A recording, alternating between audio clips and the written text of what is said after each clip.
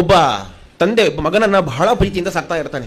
ಎಷ್ಟು ಪ್ರೀತಿ ಅಂತ ಹೇಳಿದ್ರೆ ಹುಟ್ಟಿದಾಗಲಿಂದ ಆರಂಭಿಸಿ ಆ ಮಗು ಹೆಜ್ಜೆ ಇಡ್ಲಿಕ್ಕೂ ಕೂಡ ತಾನು ತಂದೆ ತನ್ನ ಒಟ್ಟಿಗೆ ನಡೆಸಿಕೊಂಡು ಹೋಗ್ತಾ ಇದ್ದ. ಅಷ್ಟು ಪ್ರೀತಿ, ಅಷ್ಟು ಕಾಳಜಿ. ಆದ್ರೆ ಅವರು ಆ ಪ್ರೀತಿ ಮಾಡಿದ ಪರಿಣಾಮವಾಗಿ ಆ ಮಗು ಎಷ್ಟು ಬೆಳವಣಿಗೆಯನ್ನು ಕಾಣಬೇಕಿತ್ತು ಅಷ್ಟು ಬೌದ್ಧಿಕವಾದ ಬೆಳವಣಿಗೆಯನ್ನು ಕಾಣಲಿಲ್ಲ. ತಂದೆಗೆ ಸ್ವಲ್ಪ ಆತಂಕ ಆಯ್ತು, ನನ್ನ ಮಗು ಯಾಕೋ ಸ್ವಲ್ಪ ನಾರ್ಮಲ್ ಆಗಿ ಬೆಳೀತಾ ಇಲ್ಲ, ಅದರಿಂದ ಒಂದು ಒಳ್ಳೆಯ ಗುರುಕುಲಕ್ಕೆ ಸೇರಿಸಬೇಕು ಅಂತ ತಂದೆ ಯೋಚನೆ ಮಾಡ್ತಾನೆ.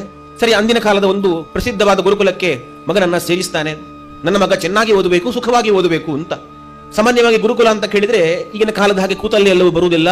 ಆ ವಿದ್ಯಾರ್ಥಿಯು ಕೂಡ ಕೆಲಸ ಮಾಡಬೇಕು, ಕೆಲಸ ಮಾಡಿಕೊಂಡು ಓದಬೇಕು, ಗುರುಗಳ ಸೇವೆಯನ್ನು ಮಾಡಬೇಕು. ಗುರು ಶುಶ್ರೂಷೆಯ ವಿದ್ಯಾ ಅಂತ ಹೇಳಿ ನಮ್ಮ ಪರಂಪರೆ ಹೇಳಿಕೊಟ್ಟದ್ದು, ಗುರುಗಳ ಸೇವೆಯನ್ನು ಮಾಡಿಕೊಂಡೇ ಓದಬೇಕು ಅವನು.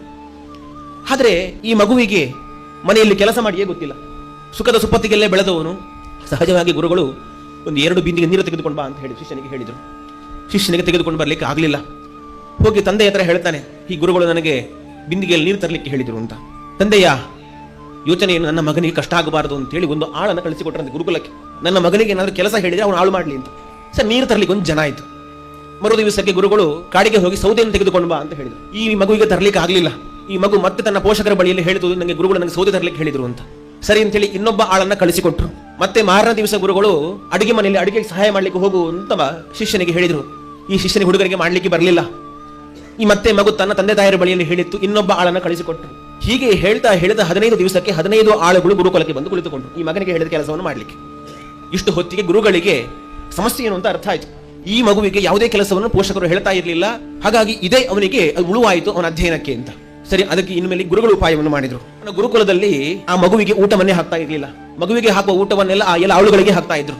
ಆ ಮಗು ಅನಾರೋಗ್ಯದಿಂದ ಬಳಲ್ತಾ ಇದ್ದಾಗ ಔಷಧಿಯನ್ನು ಕೂಡ ಆಳುಗಳಿಗೆ ಕೊಡ್ತಾ ಇದ್ರು. ಅವನು ಮತ್ತಷ್ಟು ಸೊರಗಿ ಹೋದ. ತಂದೆ ತಾಯಂದಿರು ಬಂದ್ರು, ಎಂತಹ ಅನ್ಯಾಯ ಗುರುಗಳೇ ಇದು, ನನ್ನ ಮಗುವಿಗೆ ಆರೋಗ್ಯ ಹಾಳಾಗ್ತಾ ಉಂಟು, ನಮ್ಮ ಆಳುಗಳಿಗೆ ನೀವು ಎಲ್ಲ ಔಷಧಿಯನ್ನು ಕೊಡ್ತಾ ಇದ್ದರು, ಇದೇನು ಅಂತ. ಆವಾಗ ಗುರುಗಳು ಹೇಳಿದ್ರಂತೆ, ನಿಮ್ಮ ಮಗನಿಗೆ ಹೇಳಿದ ಕೆಲಸವನ್ನು ನಿಮ್ಮ ಆಳುಗಳು ಮಾಡ್ತಾರಂತಾದ್ರೆ ನಿಮ್ಮ ಆಳುಗಳಿಗೆ ಔಷಧಿಯನ್ನು ಕೊಟ್ಟು ನಿಮ್ಮ ಮಗನಿಗೆ ಯಾಕೆ ಕಾಯಿಲೆ ವಾಸಿ ಆಗಬಾರದು ಅಂತ ಕೇಳಿದ್ರಂತೆ. ಇಷ್ಟು ಆಗುವಾಗ ಆ ಪೋಷಕರಿಗೆ ಸಮಸ್ಯೆಯು ಕೂಡ ಅರ್ಥ ಆಯಿತು. ತಮ್ಮ ಆಳುಗಳನ್ನೆಲ್ಲ ಕರೆದುಕೊಂಡು ಹೋದ್ರು.